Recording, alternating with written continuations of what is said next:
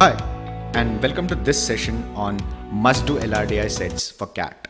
Whether you're just starting off your CAT preparation or revising for the upcoming CAT examination, these are questions which you should not be missing. In today's session, we'll be looking at in-out based problems. So usually these problems are found either in the puzzle section, so you have sequencing sort of thing, so you'll have people entering a room, exiting a room, people entering before somebody, people leaving before somebody. So these are questions which are there. And then you have those quant based questions, so number of people getting into a bus, number of people getting out of a bus, people entering into an office, people entering out of the office. So in the first case, you'll have a limited number of people and you'll have to track their sequence. Right. In the second case, you'll have multiple set of people and you'll have to track the quantity of people who are leaving and exiting these questions. Usually you'll end up creating a table and creating a timeline of entry and exit of these people. Let's get on with these questions. If you are running short of time, obviously you can skip to the relevant sets. Each of the videos which you'll be releasing will have links available in the description where if you click on it, you can skip to the relevant set. So let's see what this set says. At Jaggi Institute of Technology, JIT, special emphasis is placed on balance between academics and extracurricular activities. Okay. Therefore, every student is required to join exactly one of the three clubs: dramatics, sports, and CSR. So there are three clubs: dramatics, sports, CSR. You have to join exactly one, not multiple clubs, exactly one. 60 students in the mechanical engineering branch of JIT were equally distributed into three aforementioned clubs at the beginning of the first semester. So you have 20 in dramatics, 20 in sports, and 20 in CSR. At the end of each semester, the students have an option to switch from one club to the other or stay in their current clubs. Okay. Once the student has opted to switch from one club to the other, he has to remain in the same club for the rest of the semester. The following table shows the details regarding the migration of students of the batch from one club to the other at the beginning of each semester. So if I were to look at it this way, at the end of semester 2, 3 out of these 20 migrated to sports, 5 out of these 20 migrated to dramatics. At the same time, you also have 2 people from sports moving into dramatics and 3 people from CSR moving into dramatics. So you'll be able to figure out how many went out, how many went in. And similarly, you can do it for sports and CSR clubs as well. Okay. So this is a description of what we actually said. As per the above table, 3 students moved from dramatics to sports at the beginning of semester 2 or end of semester 1. Okay. And again, there's a note: no student can be a member of more than one club in a given semester. And if you look at the questions, how many students are there in CSR club in semester 6? What is the minimum number of students in any club across the 8 semesters? Okay. How many of the given semesters was the number of students in sports club lesser than the dramatics club as well as those in the CSR club? So you need to figure out what is the number of students at the end of each semester. And the last one says what can be the maximum number of students who could have stayed in the sports club all through the 8 semesters. This is the last part, which is probably you will need extra work, but the first 3 you just have to track the number of students going from one club to the other. So let's do it for one particular club and then we can do it for the remaining ones as well. So I'm going to do it for dramatics and see how easy or difficult it is going to be, and then we can estimate the amount of time that will probably take us. Right. So we know in semester 1 you will have 20 students. Okay, how many people move out? That is easy to calculate, easy to find at least. Right, this will be the sum of these two. So 3 plus 5 will be 8. Then 3 plus 7 will be 10. 3 plus 4 will be 7. Similarly 9. Then you'll have 8. Then 8. And finally 8 again. That is pretty straightforward. How many people came in? Dramatics, sports to dramatics, CSR to dramatics. These will be the people who came in. 2 plus 3, 5. 3 plus 6, 9. 3 plus 7, 10. 5 plus 6, 11. 6 plus 5 is also 11. 6 plus 3 is 9, and 3 plus 4 is 7. So how much will be the net change? 20, 8 people went out, 5 people came in. So drop of 3, so 17. 10 went out, 9 came in, so drop of 1, so 16. 10 came in, 10 came in, 7 went out, so add 3, so 19. Similarly, add 2, so that's 21. Add 3, so 24. Add 1, so 25. And subtract 1, so 24. Right, so I've done it for dramatics. It'll probably take you about a minute and a half per club, right? So after additional 2 to 3 minutes, you will probably end up in a situation like this, right? So once you have done this, we can work out questions 1, 2, and 3, reasonably straightforward ones. For question number 4, you will need some additional work. So let's try the first 3 questions. How many students are there in the CSR club in semester 6? Semester 6 CSR. It's 21. What is the minimum number of students in any club across the 8 semesters? So we need to find the minimum of each of these values, and that will be the gross minimum. Minimum here is 16. Minimum here is 13. And the minimum here is 18. So minimum of all this will be 13. That will be for question number 2. And question number 3, in how many of the given semesters was the number of students in sports club? Okay, lesser than that in dramatics, and lesser than those, as well as those in CSR. So sports should be lesser than both dramatics as well as CSR.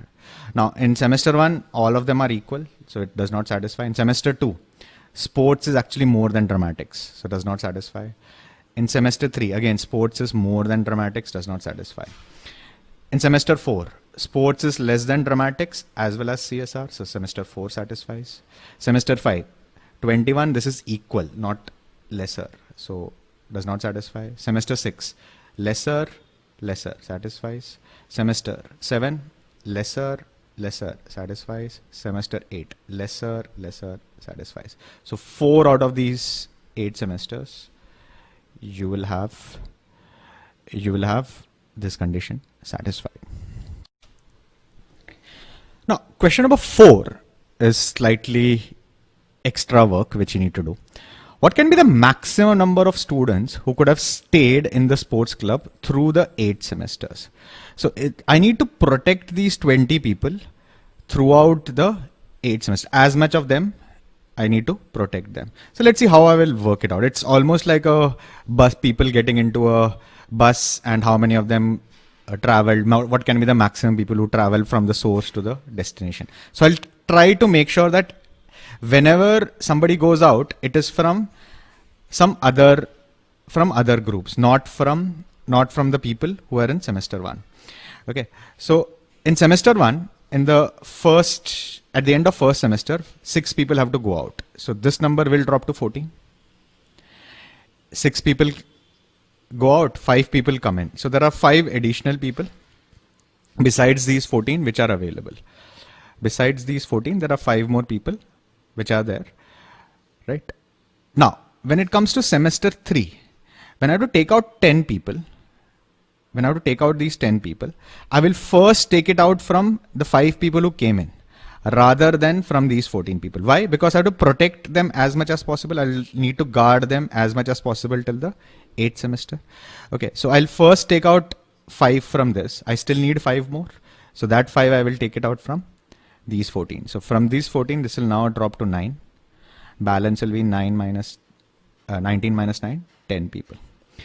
Now, in the next semester, when 9 people have to go out, I'll take it out from these 10 people, protect these 9.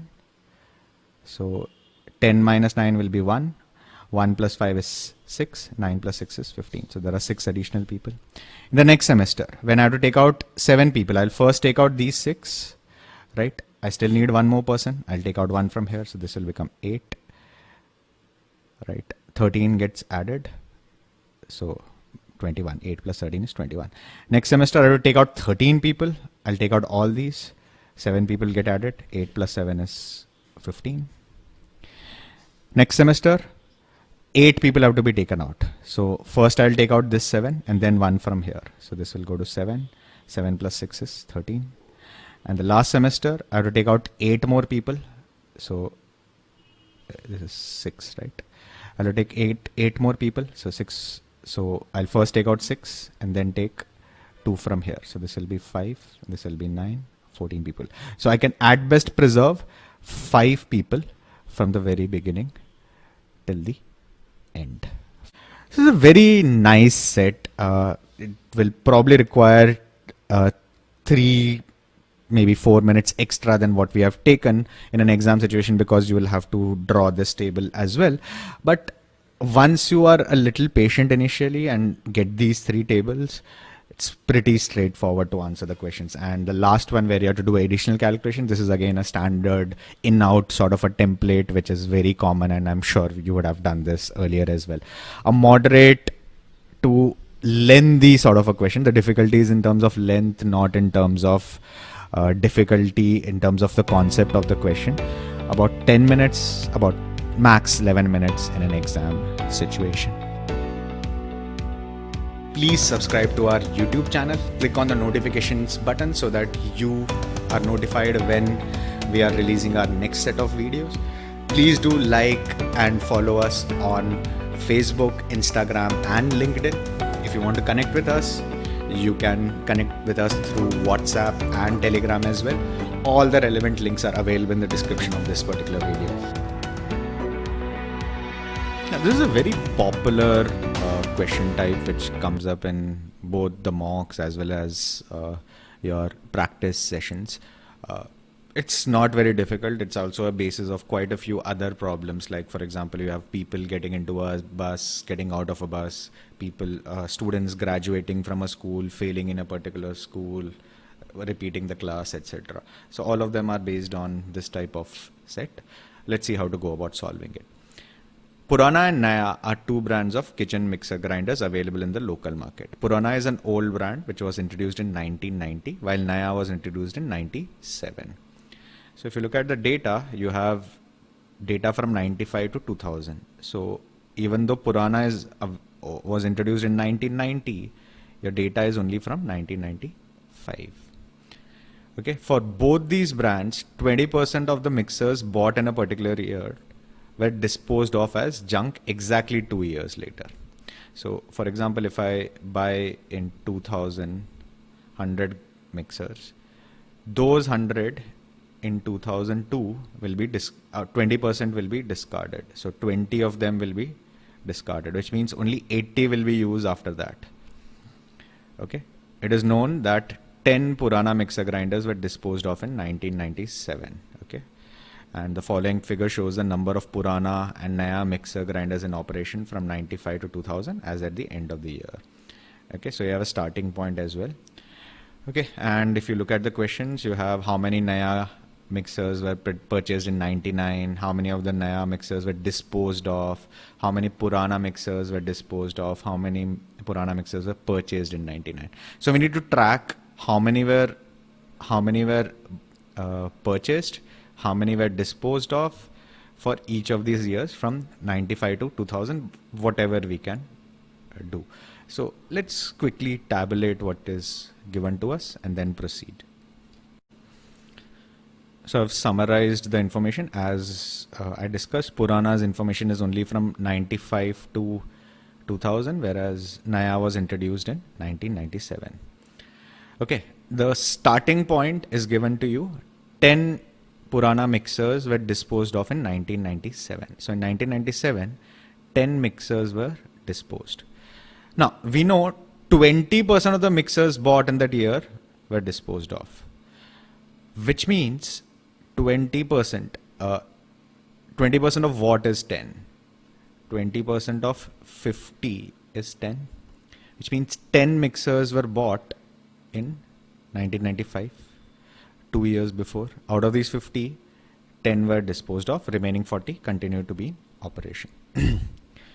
Now, from 96 to 97, 96 end of the year was 162, right? out of 162, 10 were disposed of, which is given the problem, right?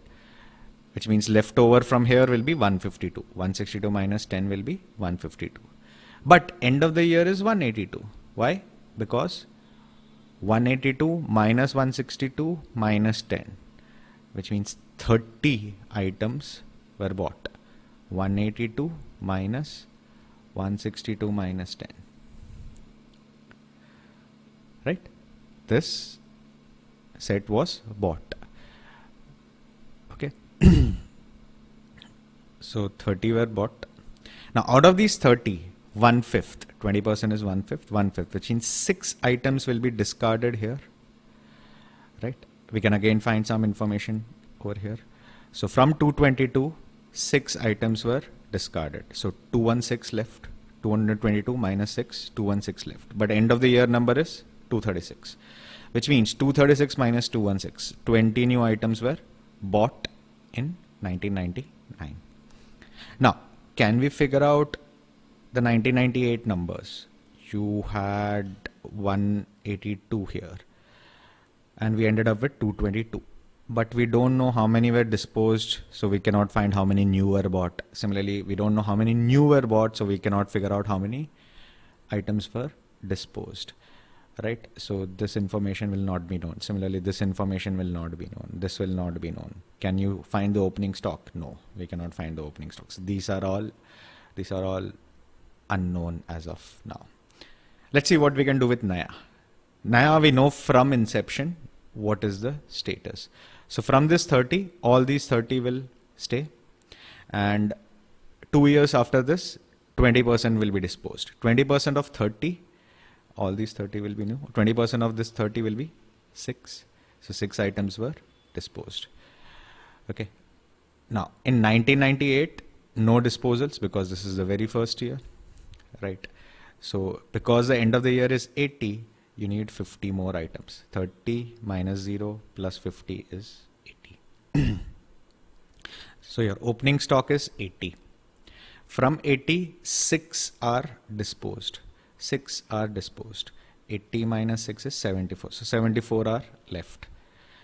But end of the year stock is 124, which means 124 minus 74. 50 items will be bought. Right. End of the year is 124. Next year opening is 124. Now, what will be the disposals? From these 50, 20%, which means 10 items will be disposed. From this 50, 10 items will be disposed. So 124 minus 10, 114 are balance, but end of the year stock is 134. So 134 minus 114, 20 items are bought. 20 new items are bought. Okay, so we have filled up everything for Naya, partial for Purana. Let's go to the questions and try to solve them. Okay, question number 1. How many Naya mixers were purchased in 1999? Naya in 1999. 50 items were purchased. Option 2. Question number 2. How many Naya mixers were disposed of at the end of 2000? How many were disposed of by 2000? Total will be 6 plus 10, 16. Option 2. Question number 3. How many Purana mixer grinders were disposed of in 2000? Only Purana now. In 2000. We need to find only in 2000. Now, question number 2 was by the end of 2000, which means till date, till 2000. But question 3 asks only for the year 2000.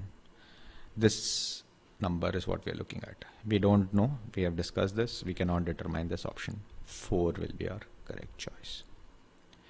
And the last one, how many Purana mixer grinders were purchased in 1999? How many Purana were purchased in 1999? There were 20 items which are purchased. Option 1 will be our correct choice. It's not a very difficult set, but it is a basis of quite a few questions which will come up in your mocks and in your practice sets which you will do throughout. Most of the questions, again, we had a starting point to work this out, we made the basic relationship, how to calculate, go from closing stock, opening stock to the end of the year closing stock, how to calculate disposals, etc. So a moderate level question in an exam situation, about 8-9 minutes to solve. A lot of students miss out on good B schools because they simply don't apply and they are ignorant. They don't do any research beyond the IIMs, and they are more worried about their profile and academics, etc., rather than actually getting into good B schools and making a career in the management field. If you would like personalized B school assistance, all you need to do is fill up the Google document. Link is available in the description of this video, and we'll send you individual B school recommendations which fit your profile and your career aspirations. There are 100 employees in an organization across 5 departments. We have HR, marketing, finance, business development, maintenance. The following table gives a department-wise distribution of average age, basic pay, and the number of employees are also there. Gross pay is equal to sum of his basic pay and allowances. Basic pay and allowances is his gross pay. Okay. There are limited number of employees considered for transfer or promotion across the departments. Whenever a person is transferred or promoted from a department of lower age, average age, to a department of higher average age, he or she will get an additional allowance of 10% of basic pay over and above his current allowance. There will be no change in the pay structure if a person is transferred or promoted from a department of higher average age to a department with lower average age. So let's see what this actually means. It says if you shift from a department of lower average age to a higher average age, suppose you shift from, say, maintenance to business development, right? You will get an additional allowance of 10% of basic pay. So whatever is your basic pay, say, let's say is your basic pay 6,000 in this department, right? This is average, it's not the actual, right? You're also going to get 50% allowance. Right. Over and above this, you're going to get additional 10% when you shift to a business development sort of a place. On the other hand, if you go from a higher average to lower average, there will not be any change in pay structure. So on the other hand, if the maintenance person went to finance,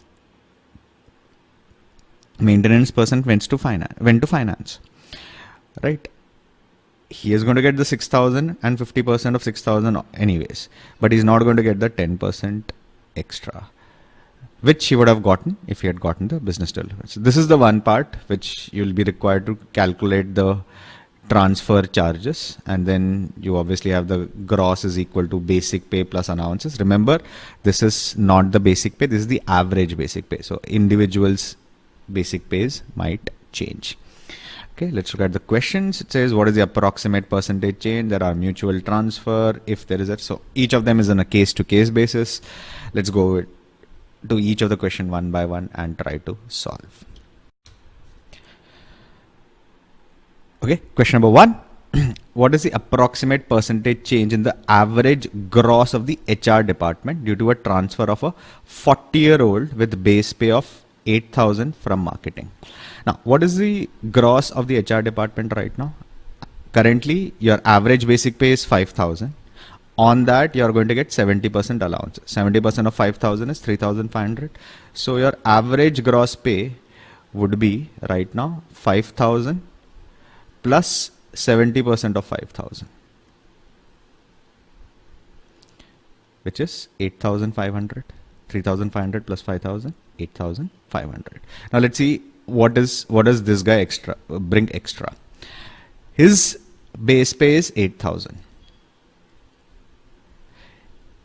Plus, because he's from marketing, he's going to get 80% of 8,000. Right? And he's going from a lower average age to a higher average age. So this rule will kick in. Right? So he's going to get plus an additional 10%. So his extra pay will be 80 plus 30, 90% extra over 8,000, which is 7,200. 90% of 8,000 is 7,200. So his salary, his gross salary is going to be 15,200. Now, when he adds up, right, how much will the overall gross increase by? Overall gross will increase by 15,200 minus 8,500. That will be 700, 6,700. The average gross will the overall gross will increase by 6,700. Now there are 6 people. If we divide by 6, that will be 1,116 extra. So about 1,100 rupees extra per person. The gross is increasing. What is the percentage increase? 1,100 increase over 8,500. So 11 out of 85. Right. So approximately 1 in 8, slightly more. 1 in 8 is 12.5%. Option C will be your correct choice. Question number 2. There was a mutual transfer of an employee from marketing to finance and transfer of one person from marketing to HR. As a result, the average age of the finance department increased by 1 year. That of marketing department remained the same. What is the new average age of the HR department? Okay, so first there is a mutual transfer between marketing and HR. Marketing and finance, right? And then there is a transfer from marketing to HR. As a result, HR's finance age increased by 1 year. Marketing's average age remained the same. What is the change in HR's average age? That is what you need to find. Okay, now let's see what happens with finance. Finance's average age increased by 1 year. Right? So one person came in, one person went out, and the average increased by 1 year. Right? So the number of people remains the same. Number of people remained the same. Right? So if suppose X came from marketing to finance, Y went from finance to marketing. Right? Net change in the total age would be X minus Y or Y minus X. Right? X came in, Y went out. Right? Net change will be X minus Y. This results in an average increase of 1 year over 20 people. So X minus Y will be 20 into 1, 20 years. Which means the person who came in from finance is 20 years younger than the person who came from marketing. Now let's see what happens when the marketing person, one person from marketing leaves HR. Suppose that person is Z. Right? So originally the total age of marketing will be 35 into 30. Right? You lose X, you gain Z, you gain Y. Right? X goes out, Y comes in. Now you're going to lose Z. Right? What happens to the average age now? Average age goes back to 35. Right? Which means the total age would be 35 into 29. Right? I can find the age of the person who left marketing now. Right? 35 into 30, 35 into 29. That will leave 35 into 1.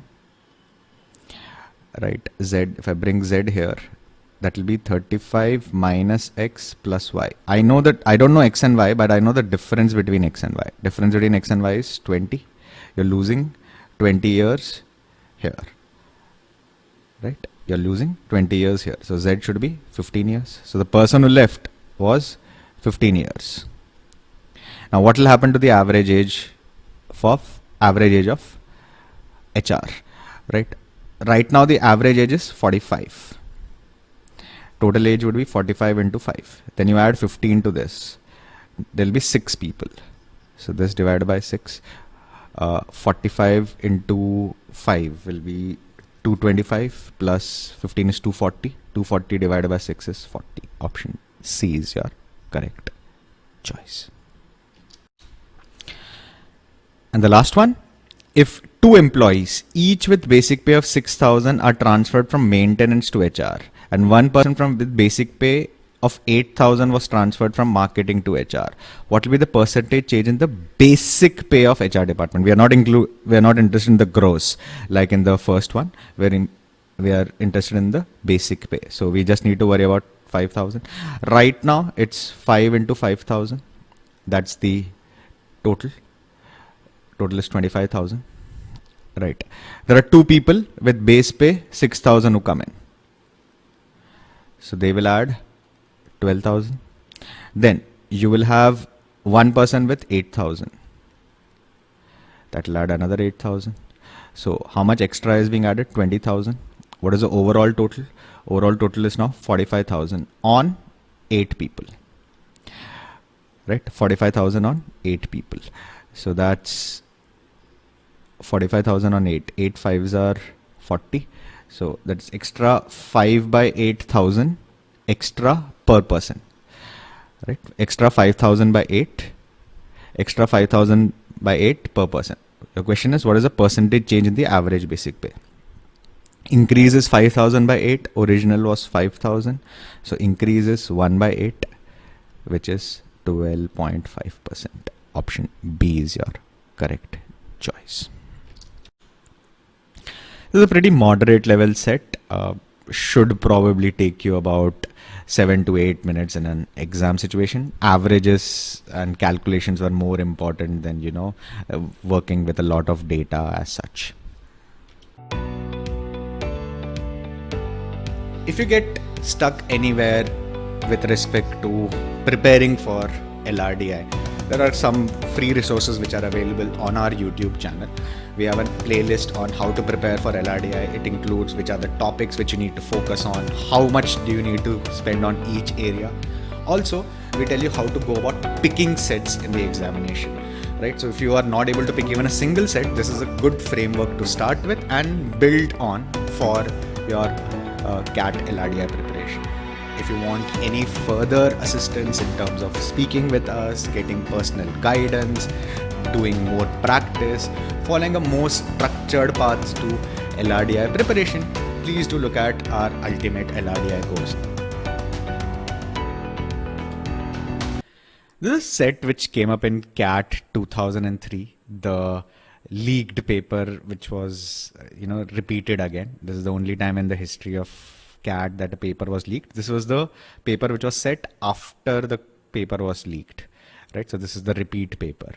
So it is actually a very meta sort of set. If you were to read it up, I mean, it refers itself and how the investigation was actually carried out, about how the people were caught. The questions, there are 5 questions at the end of it. Most of them seem to be like, properly determinable sort of a question. Let's see what the set says. Recently, the answers of a test held nationwide were leaked to a group of unscrupulous people. As I said, very self-referencing sort of a set. The investigative agency has arrested the mastermind and 9 other people, A to I, in this matter. Interrogating them, the following facts have been obtained regarding their operation. Initially, the mastermind obtains a correct answer key. Okay, so he has a leaked paper. Okay, all the others create the answer keys in the following manner. Okay, they obtain the answer key from 1 or more people who already possess the same. These people are called his or her sources. Okay, if the person has 2 sources, then he or she compares the answer key obtained from both the sources. If the key to the question is from both the sources identical, it is copied, otherwise it is left blank. If the person has only 1 source, he or she copies the source's answers completely to his or her copy. Finally, each person compulsorily replaces one of the answers, not a blank one, with a wrong answer in his or her answer key. The paper contained 200 questions, so the investigative agency has ruled out the possibility of 2 or more of them introducing wrong answers in the same question. Okay, let's see what this particular part says. Okay, so first you will obtain your key from the mastermind. Okay, let's look at the first level of people. These are the people who would obtain it directly from the mastermind. So let's call them X and Y. Right. Now they have the entire answer key correctly. Right. Okay. So what they will do is they will take the answers, right, and leave one of the answers wrong. They will change one of the answers to a wrong one. So suppose I take answer 50 and X will mark it 50 as wrong. Y will say mark answer 70 as wrong. Okay, remaining all 199 answers will be correct. Right. Now, if somebody takes a key from X, so somebody has X as a source, let's call him say P. What he will do is he will already have 50 as a wrong answer, right? So he does not know 50 is the wrong answer. He basically trusts X. He will mark everything what X has marked, and he will choose one question. He will choose one question and mark it wrong compared to what X has marked. Now, the investigative agency is assuming that given that there are so many questions, X's 50, which was wrong, will be copied by P, and P will take some other question and mark it as a wrong answer. Let's say assuming question 35, P marks as wrong. Okay, now what happens in the second scenario? When you borrow from two sources, suppose somebody borrows from X and Y both, let's call him Q. If somebody borrows from X and Y both, right, he will have a mismatch for question number 50. He will have mismatch for question number 70. Because X has marked 50 wrong and Y would have marked it right. Whereas Y would have marked 70 wrong and X would have marked it right. So the answer keys for question number 50 and question number 70 will not match. 50 and 70 will not match. So what will he do? So Q will leave 50 blank, 70 blank. He will leave 50 blank and 70 blank. And then he will choose one of the remaining questions. Let's say question 105. And he'll mark it wrong. Right? Now, if somebody borrows from Q, let's call this R. He would have two blanks already. 50 and 70 will be blank. Right? His 105th answer is wrong already. But he has to introduce one more wrong answer. So let's say he will introduce 42 as wrong answer. Right? So this is how the chain progresses of wrong answers and right answers. This is how the chain progresses. Now you have to look at this chain and figure out who is the source, who has two sources, who introduced which question wrong, which question right, and so on. Okay, I have summarized this information. Let's see. Now, as we discussed, right, every time you get it from multiple sources, you will have blank answers being introduced. That's the only time you get blank answers introduced. Otherwise, you will just mark one or more questions wrong. Right? So, now if you look at A has only one wrong answer. He has no blanks, right? Which means A got it from only one source. Because he does not have any blank answers, A should have gotten it from only one source. And given that he has only one wrong answer, there are no other wrong answers, A would have gotten it directly from the mastermind. Right? Because if A took it from somebody else, say P to A, right? P would have entered one wrong answer. Right? A would have copied even the wrong answer, and he would have introduced another wrong answer. So A would have had two wrong answers, not one wrong answer. So A basically got it directly from the mastermind. Right? Similarly, you can also say D also got it directly from the mastermind. And you can also say G also got directly from the mastermind because he's got only one answer wrong and no blanks. Right? So these are the three people who got it from the masterminds. Now, everything else will be introduced, all the errors will be flowing through these three people. Now, A has introduced 46 as a wrong answer. Now, if somebody takes from A only, right, his question number 46 will have a wrong answer. And if he takes only from A, he will not have any blank answers, but he will have another wrong answer besides 46. So if you observe E is that person, right? E basically took from A, copied everything, even the wrong answer 46, right? And marked 90 as his wrong answer. So E would have taken from A, and E introduced 90, A introduced 46. Okay, so I've taken care of E. Anyone else I can look at? Okay, H. H is also similar case. he has no blank answers and he has got 2 wrong answers, which means A also gave to H and H introduced 92 as the wrong answer. Okay, so this is nice. This is nicely progressing over here. Now we can actually trace this 46 and see who took it from who. Okay, anywhere else you have 46? You have 46. Okay, 46 here. Yeah. Okay, now I've exhausted all the blanks. Okay, now I've exhausted all the blanks. Okay. Now I'll have to work with the blank answers. Okay, let's see where you have. Okay, F should be easy to match. F should be easy to match. Why? Because F has both 92 and 90 as blank answers.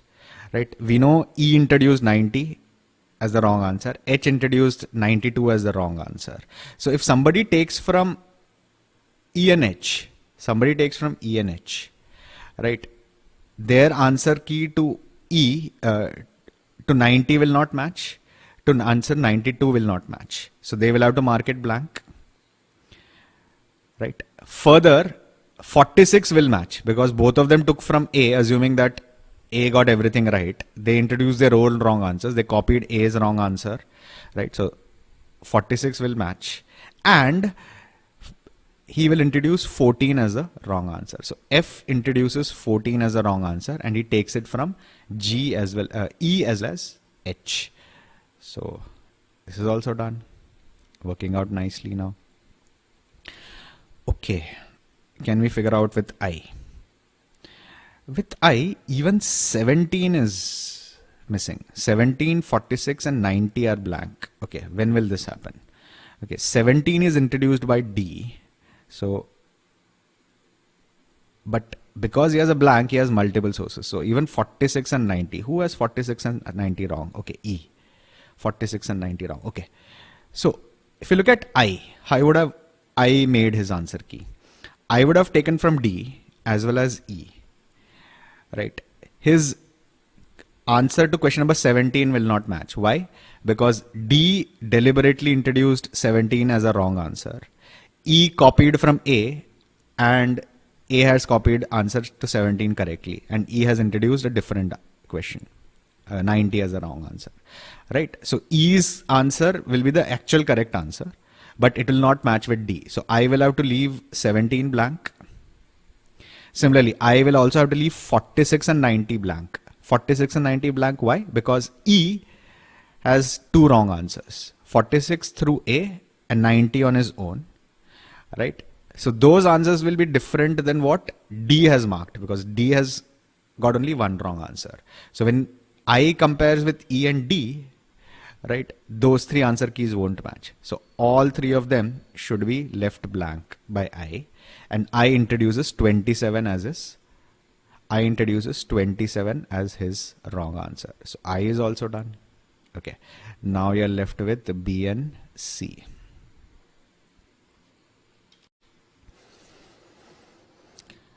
Now, if you compare C's blank answers with I's blank answers, both of them have the same blank answer, 17, 46, 90.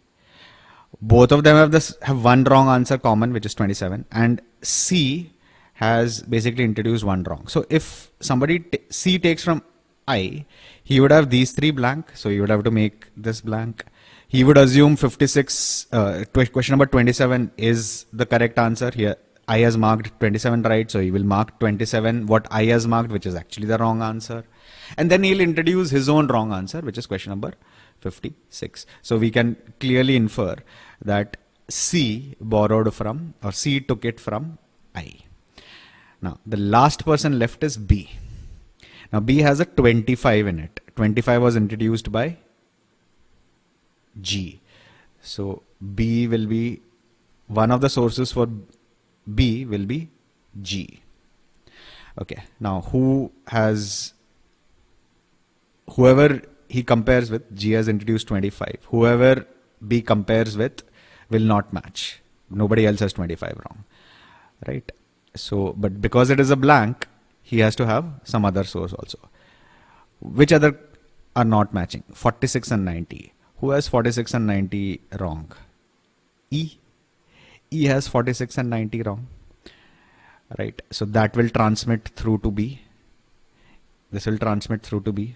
So when B compares 46 and 90 with G's answer key, those will not match. So we'll have to leave it blank. When he compares 25 with E's answer key, that will not match. He will have to leave that blank. And then B introduces one more of his wrong answer, which is 96. So we can clearly say B took it from E. Right? So we have figured out the entire chain. We have traced everyone's sources. We can now answer the question one by one. Let's do it. Who among the following must have two sources? A got it. A got it directly from the mastermind, so not A. B. B has two sources. We can verify the others. C. C has only one source, which is I. So this is out. D. D has only the mastermind as a source. This is out. So option B will be your correct choice. Question number 2. How many people, excluding the mastermind, needed to make the answer key before C? So before C can make, how many people will have to make? Now for C to get the answer key, you need I. That's one person. For I to get the answer key, you need to have E making the answer key, D making the answer key. Plus for E to make the answer key, A has to make the answer key. So there are 4 people who need to complete their answer key. So if these 4 people make their answer key, then basically C can mark his answer. So option 3 will be your correct choice. Question number 3. G and H were sources to who? G and H were sources to who? G is a source only to B, right? But H is not a source to B.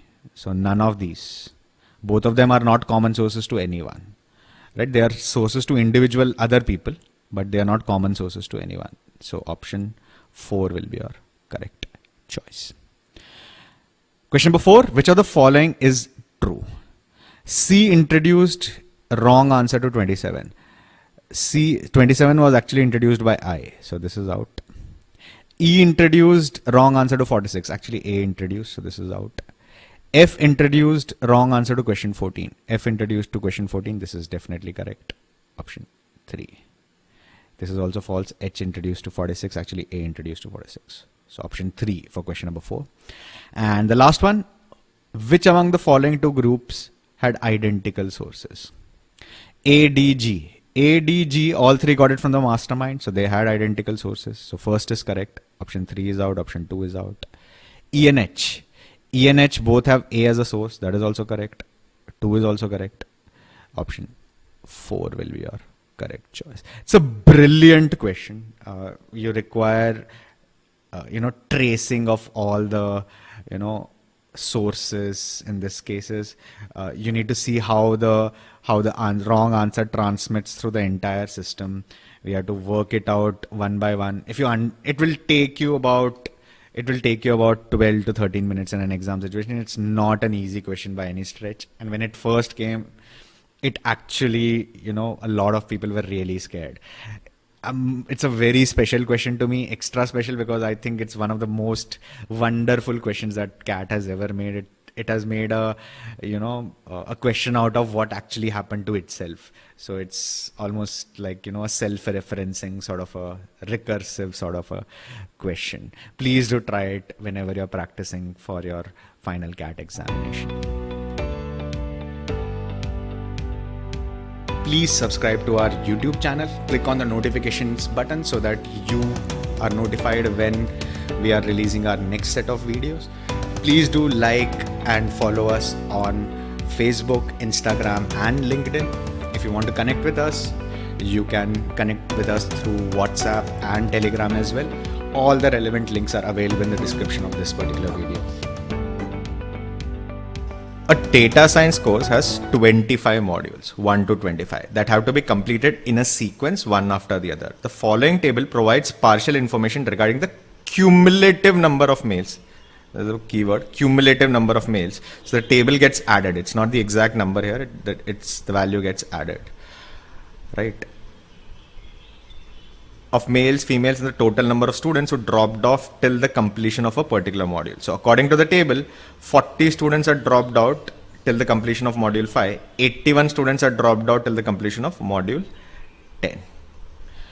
Okay. All right. So if I were to write this down, so you have only partial information. 1 and 2 is missing. So 1, 2, 3, 4, 5, 6, 7, 8, 9, 10. Right. So if I were to look at this, how this data is represented. So if this is A, this is B, this is C, this is D, this is E. Right. Now these are the number of people who drop out. So suppose these are people who complete module 1 and drop out. These are number of people who complete module 2 and drop out. These are people who complete module 3 and drop off. Right. Now obviously to complete 3 you have to complete 1 and 2. It's in sequence. Right. So E is not equal to 40.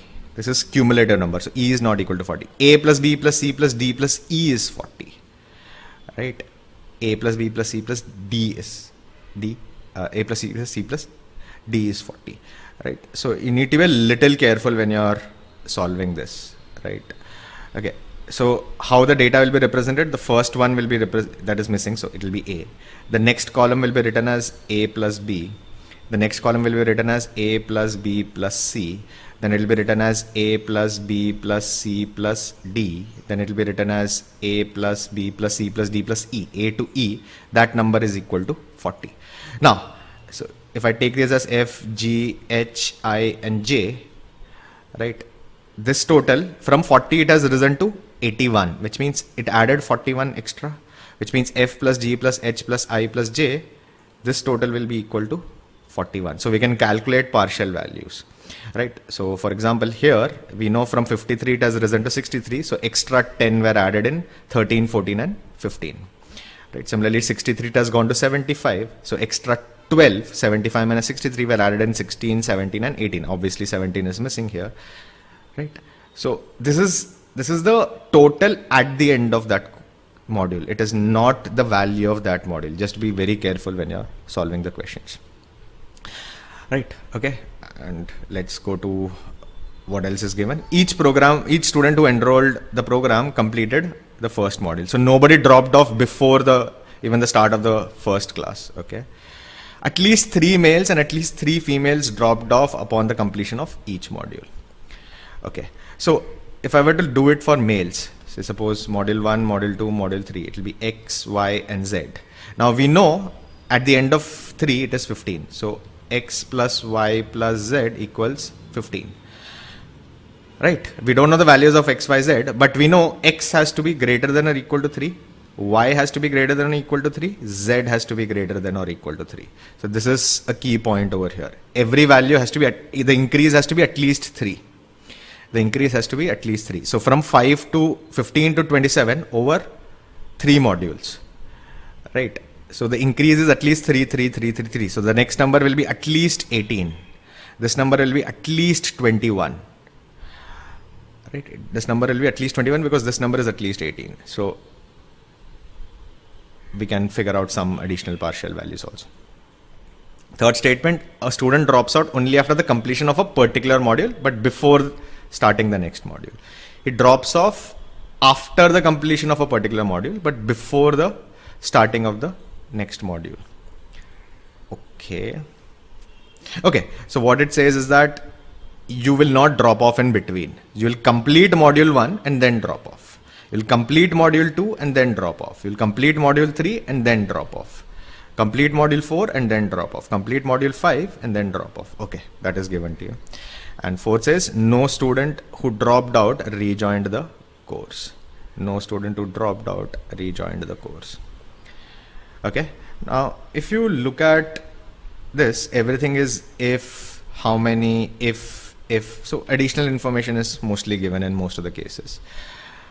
Right. So we'll have, and anyways, we cannot do much about this, but let's at least calculate some values. For example, this total, we know males plus females will be the total. 53 plus 46 is 99. Similarly, 118 minus 63, this value will be 55. Right. 160 minus 79, this value will be 81. 99 plus 91, that is 100, 190. right? And this is 196. Now, if you observe, the male value will increase by at least 3, female value will increase by at least 3. So this number will be 102 or more, this number will be 94 or more. If you combine this itself is 196, which is the total, right? Which means these final numbers are already known, 102 and 94. We know 102 males participated and these people dropped off point by point. The 194 females participated, they dropped off point by point. We also know that 3 people, see only 3 people dropped off after 25. 25 is the end of the course, right? So only 3 people completed the full, 3 males completed the full course, 3 females completed the full course. Okay, so let's go to the individual questions and try to solve them one by one. I've filled this data. Let's see. Question number 1. If the number of females who completed at least 6 modules is 76. Okay. So from this portion to this for females is 76. Your question is how many males completed module 6 but dropped out before completing module 7. They completed 6 but dropped out before going to 7. Right. Now for that we need to figure out how many people had dropped out here. Right. So suppose if this number is 15, let's say this number is 15, right?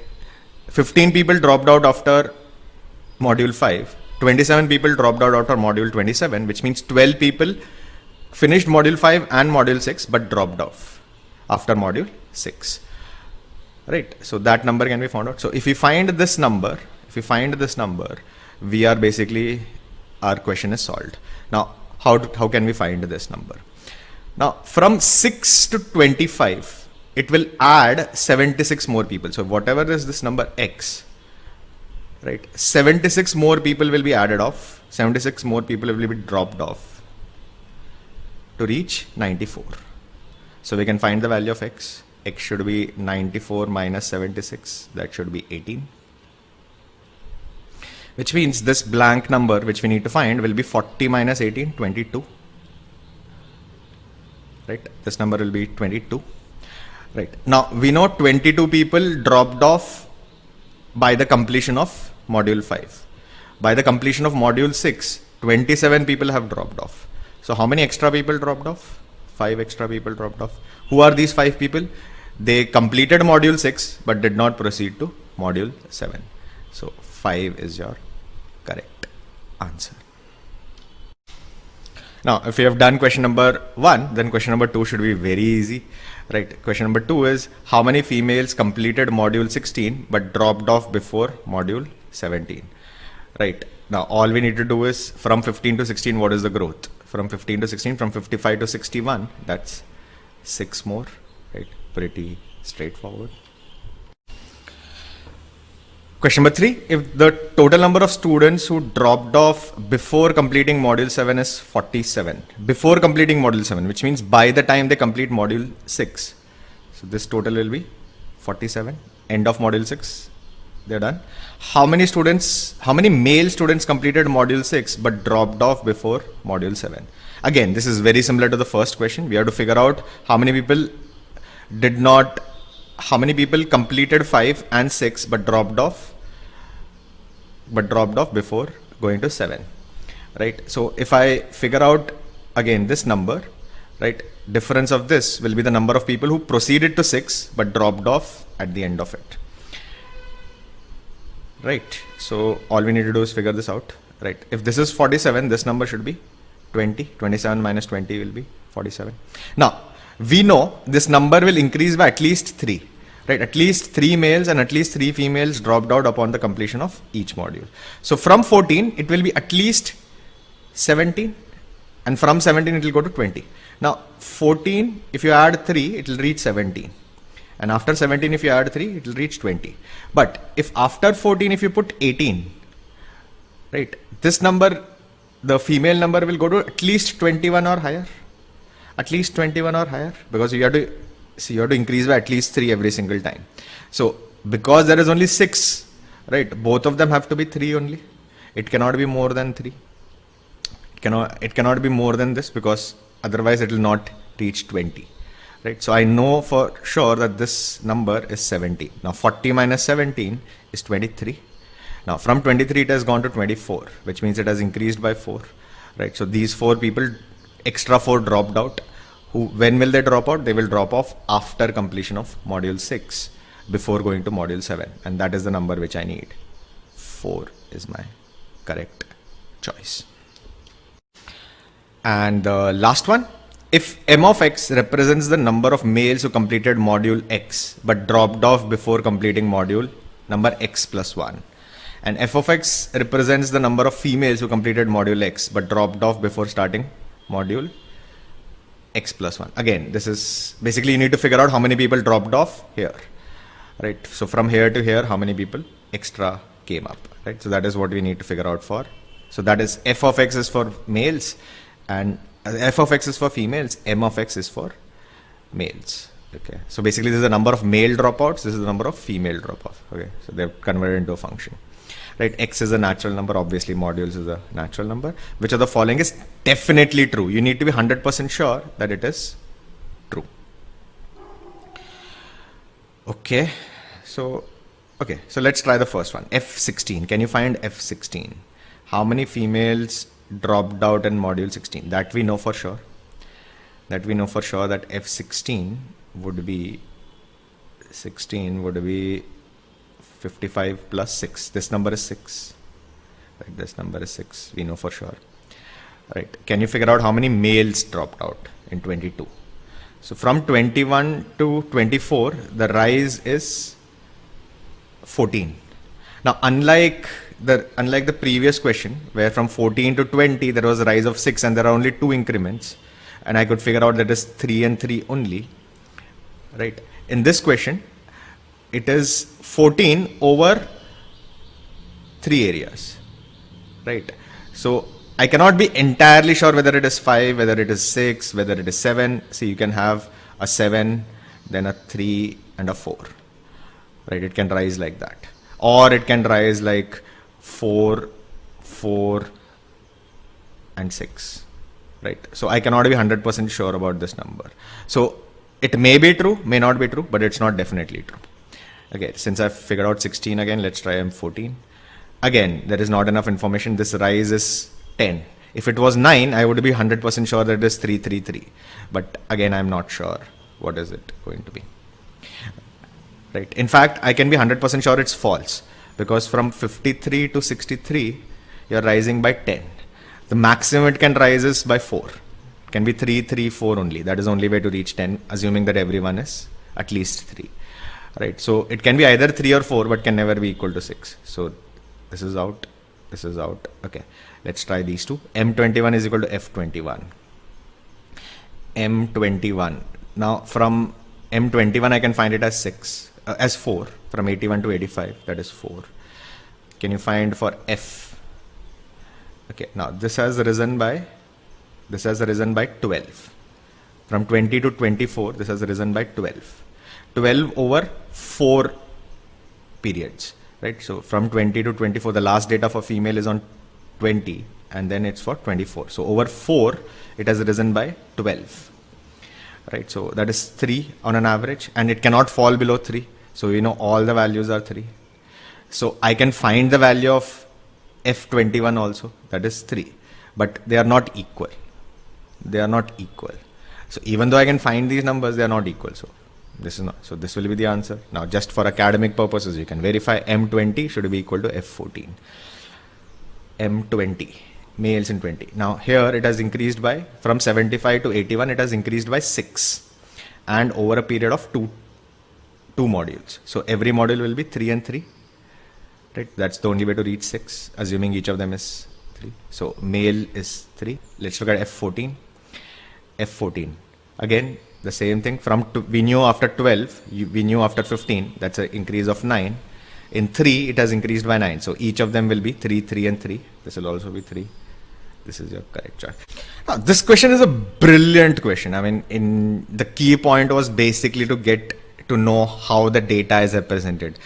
If you understand that this is a cumulative information, not the drop off in that particular value, basically then each of the questions can be solved in a relatively easy manner. I mean, there's not much complexity as such in the questions, but you will first probably take about 4 to 5 minutes to figure out how the data is represented, get the constraints, everything in place. Once you do that, each additional question will take you between 1 to 2 minutes. Like in this one, it took us a little longer. The previous ones, it took us very little amount of time. In an actual exam situation, between 10 to 12 minutes, a moderate to slightly difficult, but it's a tricky question. It's not an easy question to solve.